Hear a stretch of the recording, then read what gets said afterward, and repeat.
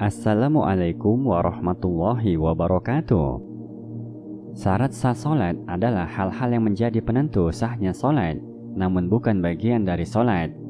Syarat sah solat perlu diperhatikan sebelum memulai solat, di mana kalau tidak terpenuhinya syarat, maka solatnya tidak sah. Pertama, mengetahui masuknya waktu solat. Solat fardu terbagi menjadi 5 waktu, yang mana waktunya sudah ditentukan, yakni subuh, zuhur, asyar, maghrib, dan isya. Tidak sah solat yang dikerjakan sebelum masuknya waktu ataupun setelah keluarnya waktu, kecuali ada halangan. Allah Subhanahu wa Ta'ala berfirman, "Sesungguhnya solat itu adalah fardu yang ditentukan waktunya atas orang-orang yang beriman." Quran Surah An-Nisa ayat 103. Kedua, suci dari hadas besar dan hadas kecil. Mensucikan diri dari hadas kecil, yaitu hadas yang tidak mewajibkan mandi besar, cukup dengan wudhu, seperti buang air kecil dan buang angin. Mensucikan diri dari hadas besar, yaitu hadas yang mewajibkan mandi besar, seperti haid, nifas, dan junub. Allah Subhanahu wa Ta'ala berfirman, "Hai orang-orang yang beriman, apabila kamu hendak mengerjakan solat, maka basuhlah mukamu dan tanganmu sampai dengan siku, dan sapulah kepalamu, dan basuh kakimu sampai dengan kedua mata kaki. Dan jika kamu junub, maka mandilah." Quran Surah Al-Maidah ayat 6. Dari Abu Hurairah radhiyallahu anhu, ia berkata bahwa Rasulullah sallallahu alaihi wasallam bersabda, "Allah tidak menerima salat salah seorang di antara kalian ketika ia berhadas sampai ia berwudu." Hadis riwayat Bukhari dan Muslim. Menunaikan solat dalam keadaan sengaja tidak bersuci dari hadas, padahal ia tahu bahwa ia sedang berhadas, maka ia dihukumi berdosa dan solatnya tidak sah. Ketiga, kesucian pakaian, badan, dan tempat solat. Suci dari najis pada pakaian, badan, dan tempat solat adalah syarat sah solat.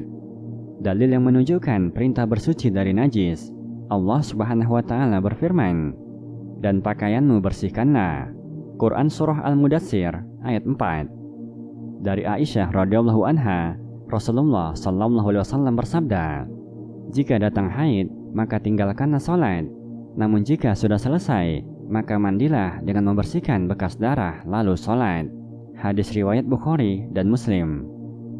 Dalil yang menunjukkan tempat salat harus bersih dari najis adalah hadis Arab Badui ketika Rasulullah menyuruh menyiram air pada bekas kencingnya di masjid. Beliau bersabda, "Siramkanlah sewadah air pada bekas kencingnya." Hadis riwayat Bukhari dan Muslim. Seorang yang sholat dan dia tidak tahu telah terkena najis, maka sholatnya sah dan tidak perlu mengulang. Namun apabila dia lupa telah berhadas, misalkan junub, atau lupa belum mandi besar setelah haid, maka sholatnya wajib diulang. Keempat, menutup aurat. Menutup aurat harus dilakukan oleh setiap muslim yang hendak melaksanakan sholat.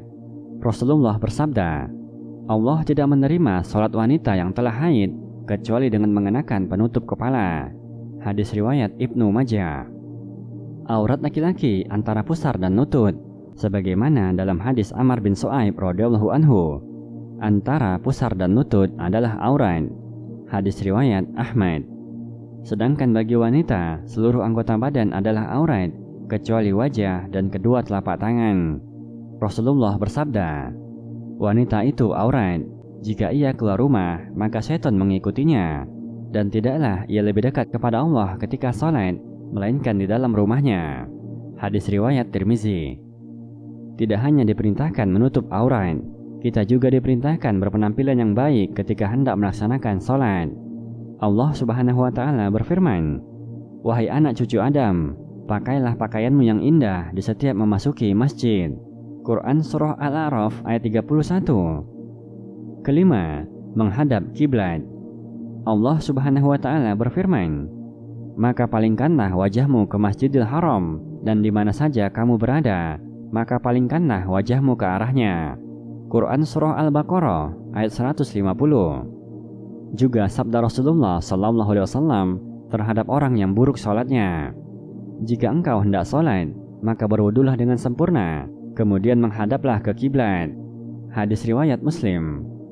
Boleh sholat dengan tidak menghadap ke kiblat ketika dalam keadaan takut yang sangat, misalkan dalam peperangan, dan ketika sholat sunnah di atas kendaraan sewaktu dalam perjalanan. Demikianlah 5 hal yang harus dipenuhi setiap muslim yang hendak melaksanakan sholat. Wallahu a'lam bishawab.